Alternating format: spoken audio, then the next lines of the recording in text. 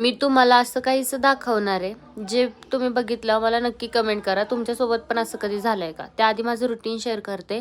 सकाळची कामं वगैरे झाली आणि आज मला जत्रेला जायचं होतं. त्यामुळे मी छान असा मेकअप वगैरे करून घेतला आणि त्यानंतर आलो होतो आम्ही आमच्या इथल्या असली गावाच्या जत्रेला. जत्रेला आलो आणि देवळात जाणार म्हटलं वटी हे घेणं परमनंटच आहे. त्यानुसार मी वटी वगैरे घेतली आणि लाईनीला लागले. लाईन इतकी मोठी होती त्यात मला व्हिडिओ देखील काढता येत नव्हते. गाभाऱ्यात असणाऱ्या मंदिरातल्या देवीला पाहण्यासाठी इतके जण उत्सुक होते आणि त्यात इतका सुंदर गाभारा सजवला होता आणि त्याच्यामध्ये देवी इतकी सुंदर दिसत होती. त्यानंतर बाहेर आलो आणि थोडेसे इकडे तिकडे फिरताना व्हिडिओ वगैरे काढून घेतले आणि तिथून थेट आम्ही गेलो पुढे. फोटो वगैरे क्लिक्स केले आणि त्यानंतर गेलो होतो थोडी शॉपिंग करायला. शॉपिंग वगैरे केली आणि तिथून थोडंसं खाली गेलो आणि मग घेतला प्रसाद.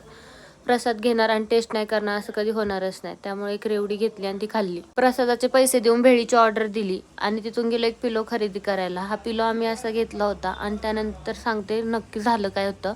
आम्ही सगळ्यांनी भेळ ऑर्डर केली आणि भेळ खाल्ली. अक्षरशः सांगते पावसात मला इतका बेकार घाम सुटला होता की मला काही सुचतच नव्हतं. आणि त्यानंतर आम्ही घरी आलो आणि त्यानंतर इतका सारा पाऊस सुरू झाला आणि आम्ही थोडक्यात बचावलं पावसात भिजण्यापासून.